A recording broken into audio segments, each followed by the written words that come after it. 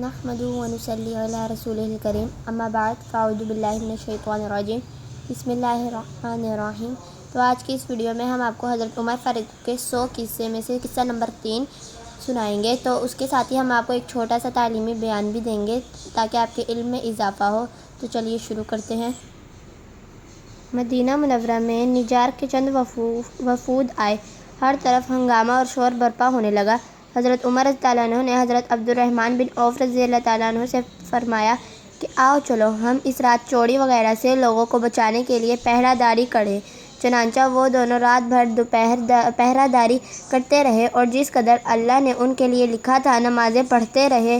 اسی دوران حضرت عمر بن خطاب رضی اللہ عنہ نے کسی بچے کے رونے کی آواز سنی تو آواز کی طرف متوجہ ہوئے اور جا کر اس کی ماں سے کہا جو اس کو چپ کرانے کی کوشش کر رہی تھی، خدا کا خوف کرو، اپنے بچے کا خیال کرو۔ یہ کہہ کر اپنی جگہ واپس تشریف لے آئے۔ پھر تھوڑی دیر بعد بچے کے رونے کی آواز آئی تو دوبارہ اس کی ماں کے پاس گئے اور اسی طرح اس کو سمجھا کر واپس آ گئے۔ رات کے آخری حصہ میں اس بچے کے رونے کی پھر آواز آئی تو حضرت عمر رضی اللہ عنہ اس بچے کی ماں کے پاس آئے اور سختی سے کہا کہ تیرا ناس ہو، لگتا ہے کہ تم بڑی ماں ہو، کیا بات ہے کہ تمہارا یہ بچہ ساری رات بے چین رہا؟ ماں نے پریشانی اور بھوک کے عالم میں جواب دیا کہ اے اللہ کے بندے، تو نے مجھے آج کی رات پریشان کیا، میں اصل میں اس بچے کو دودھ چھرانے کی مشق کرا رہی ہوں مگر یہ انکار کرتا ہے۔ حضرت عمر رضی اللہ عنہ نے حیران ہو کر پوچھا کہ ایسا کیوں کر رہی ہو؟ بچے کی ماں نے کہا کہ اس کے لیے حضرت عمر اسی بچے کا وظیفہ مقرر کرتے ہیں جس کا دودھ چھڑا لیا گیا ہو۔ یہ سن کر حضرت عمر رضی اللہ عنہ خوف سے تھرانے لگے اور اس سے پوچھا کہ اس بچے کی کتنی عمر ہے؟ اس کی ماں نے بتایا کہ اتنے مہینے ہے۔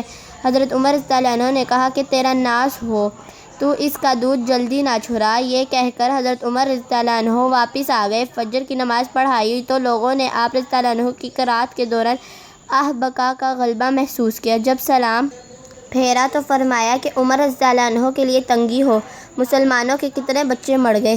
اس کے بعد حالت اسلام میں پیدا ہونے والے ہر بچہ کے لیے وظیفہ کا حکم جاری فرمایا اور تمام علاقوں میں یہ فرمان نامہ لکھ کر بھیج دیا۔ تو یہاں ہمارا قصہ نمبر 3 بھی مکمل ہو چکا ہے۔ تو اسی کے ساتھ ایک چھوٹا سا تعلیمی بیان دوں گی، ذرا غور سے سنیے گا۔ آپ نے حضرت سلیمان کے بارے میں تو سنا ہی ہوگا، بلکہ میرے خیال میں ان کا نام سلطان تھا۔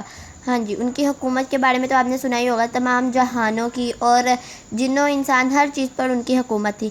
تو ایک دفعہ انہوں نے سوچا اس دنیا میں جتنے بھی لوگوں کی بھوک ہے نا، میں آج ان جانوروں لوگوں جتنوں کی بھی بھوک ہے نا، آج ان سب کو مٹا دیتا ہوں۔ تو انہوں نے نا اپنے تمام یعنی انسانوں، جانوروں، جنوں سب کو حکم دیا کھانا بنانے کا۔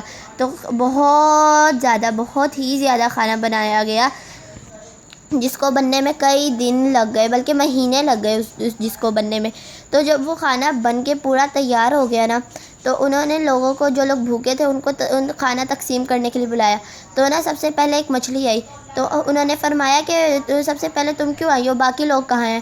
اس نے کہا کہ پہلے مجھے بھوک لگ رہی تھی تو میں ان سب میں آگے آ گئی سب سے، تو آپ مجھے کھانا دے دیں۔ تو انہوں نے نا وہ کھانا اس کے آگے کیا کہ اس نے جتنا لینا ہوگا لے لے گی۔ اس نے نا ایک ہی لقمے میں وہ سارا کھانا کھا لیا۔ تو آگے سے انہوں نے کہا یہ تو میں نے بڑی مشکل سے مہینوں کی محنت میں بنایا تھا اور تم نے ایک ہی لقمے میں سارا کھانا کھا لیا۔